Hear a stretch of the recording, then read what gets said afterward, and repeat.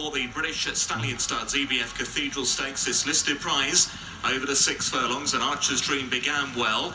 She will lead when company here with Arbalete has now come through to take it up from Archer's Dream. He now gets a lead. Snazzy Jazzy is with her. A little wider out than Emiratiana, followed by Richendra in the purple and yellow, and at the back of the field is George Bowen. So it's Arbalete under Silvestre de Souza who lead the way in the Cathedral Stakes. From Emiratiana in the yellow jacket, between horses is Snazzy Jazzy, then Archer's Dream, followed then by Richendra and George Bowen at the back of the field. They run up now towards halfway. Arbalete with the advantage of a length or so to Emiratiana, who's racing in second. Snazzy Jazzy still in amongst them. Archer's Dream looking for that way through. The gap now comes as Arbalete now just begins to shift off a little. Archer's Dream travelling powerfully down to the inside, has moved through now to pick it up from Arbalete in second. Emiratiana's hard at it. Snazzy Jazzy also under pressure. Then Richendra, who's trying to stay on with George Bowen. They go inside the final furlong. Archer's Dream with the lead. Snazzy Jazzy trying hard behind. Richendra picking up really well towards the outside.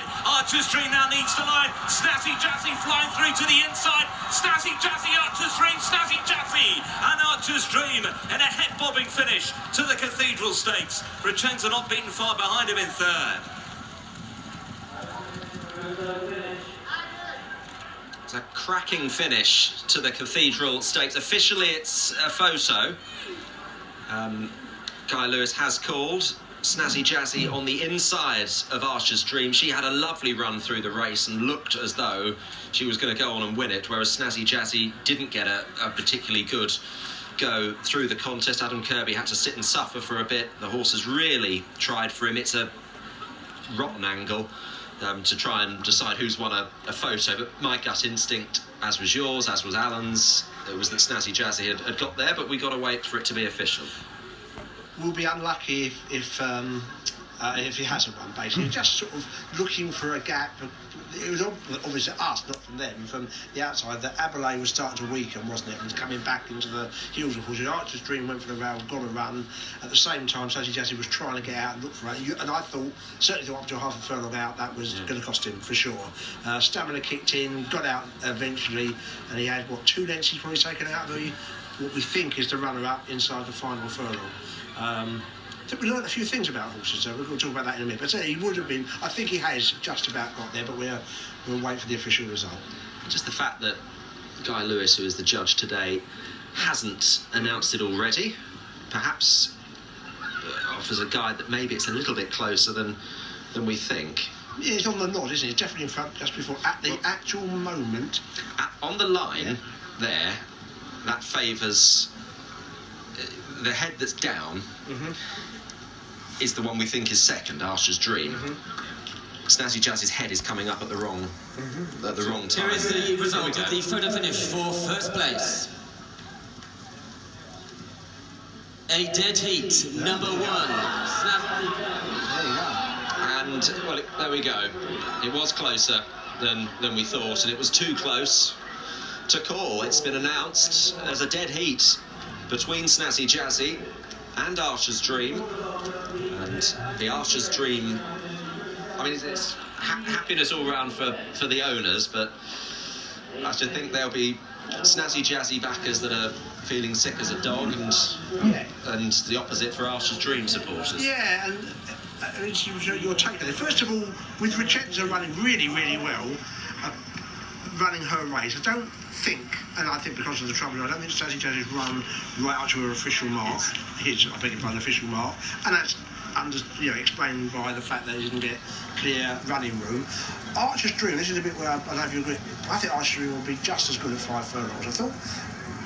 I thought her asset winning her race at Doncaster and Yarmouth was about speed. I thought she travelled well. She showed a nice turn of foot for an inexperienced horse to go. I know she got a better run than the fellow Desi, but when the gap appears, I think this is impressive here. Without question, Arbalete's just rolled off the rail and got in front of Snazzy Jazzy, and it's opened up really nicely. But as you say, she's gone through that that passage without George Wood having to get too serious, and one stage she looks like she's 2 lengths clear. Yeah, she looks like she's going to win comfortably. It's not just the Snazzy Jazzy getting out. Vicenza is closing us out as well. It's early days in her career, but I wouldn't be at all surprised. She's a very speedy family she's from. I just wouldn't be surprised she's every bit, in fact, slightly more effective in good company over 5 furlongs. They'll be very, very happy with her. And Vicenza, they've got some bold type. Finished in 3rd place. She's run a sensational race. You saw the print there, and how Archer's Dream's head was at full stretch. Absolutely. Down at precisely the right moment, because Snazzy Jazzy definitely headed her. Yeah, definitely, for sure. I love the other just for so Arbelay is just not in the same form as last year so far. Emma Rastian, I think, slightly different. I thought he travelled very well for a long way. Whether he floundered in the ground or whether he's not as good as he was, I don't know. I'd like to give him one more chance on the sprint trips on decent ground. He looked quite at home, I thought, halfway through the race. There's no trouble going the pace, did he, at all? And maybe it was ground, and George Bone, again, these aren't his conditions. Adam Kirby was very patiently, he posed for a photo with a whole young family just then, having shared the spoils with George Wood, who was on board Archer's Dream for James Fanshawe. No idea if we're going to interview someone. You've got to interview everybody, haven't you? Yeah. Lucky I'm not the presenter. I'll leave that to you, David. I'm glad you didn't say leave that to the experts, because I was never going to say that. No, good. Well, there we are. Guy Lewis couldn't separate them. Snazzy Jazzy and Archer's Dream. They have shared the Cathedral Stakes with Vicenza in 3rd.